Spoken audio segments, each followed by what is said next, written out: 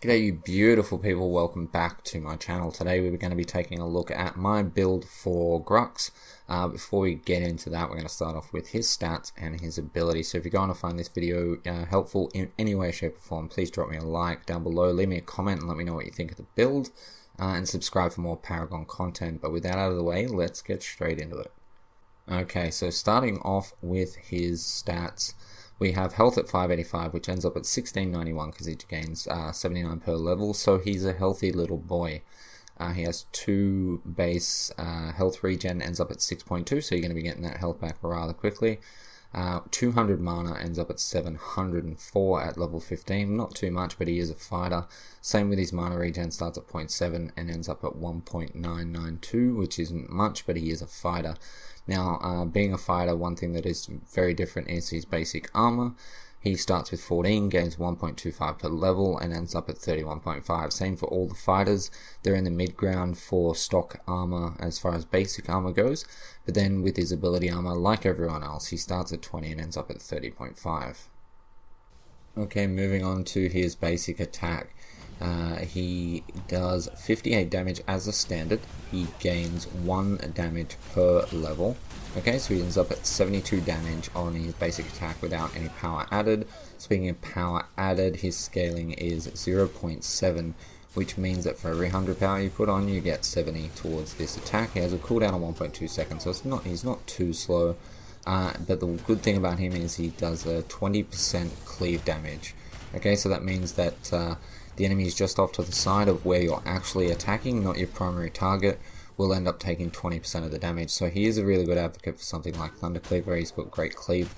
Next up we have his double pain. Okay, so it's a melee cleave attack dealing damage and applying bleed to all enemies that it's struck by.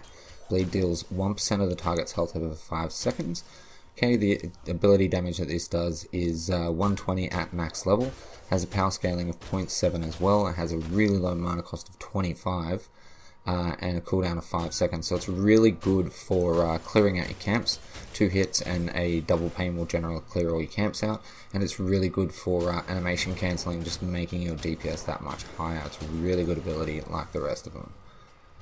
Okay, so next up we have his Smash and Grab. It's a wedge AoE that pulls all enemy units to Grux and deals damage. At its max level it does 210 damage, which is quite nice. It only costs 85 mana, has a range of 700.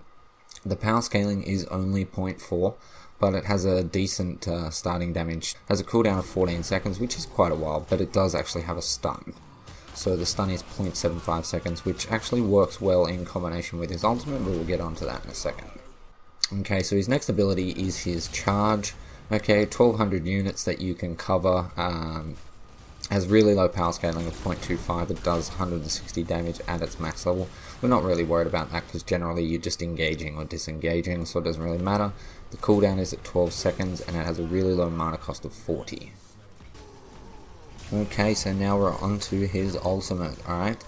Now the way that this works is it's a stun applied to all nearby enemies in the radius surrounding him that you can see marked by a blue circle.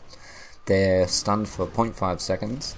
The cooldown ends up at 50 seconds at max level, and for 8 seconds after you've hit anyone with this ability, you will do bonus melee attack damage of 75 at max level for 8 seconds. Okay, so it's really good ability. As I said, it works in well with his Smash and Grab. What you generally do is Smash and Grab into a double pain and an ultimate, or Smash and Grab into your ultimate and then basic attack.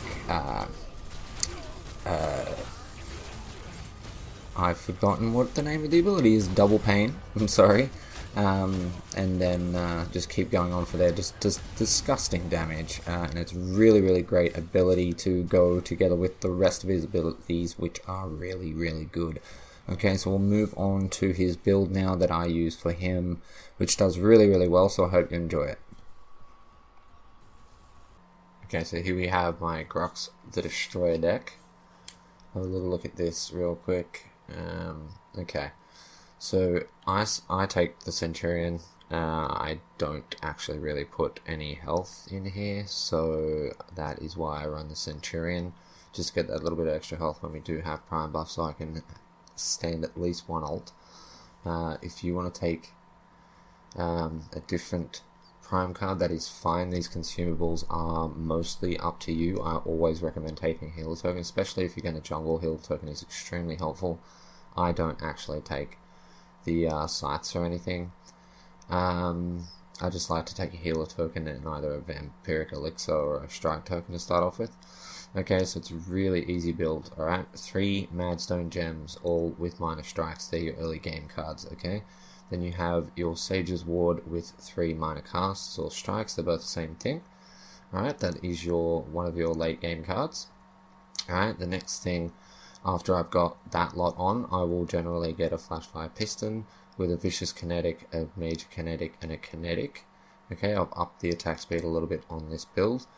Then we have our Lifesteal in the way of Curse of the Leech with 3 drains on it. Okay, and then we have 3 Rust Breakers, 2 of which are 12-point cards with 3 major strikes, and 1 that's a 9-point card with 3 strikes. Okay, and that is the build, guys. Okay, so that's all I have for you today. I hope you found that helpful. If you did, please drop me a like down below, leave me a comment, let me know what you think of the build. Subscribe for more Paragon content as per usual. I love your face, and I will catch you in the next one. Peace.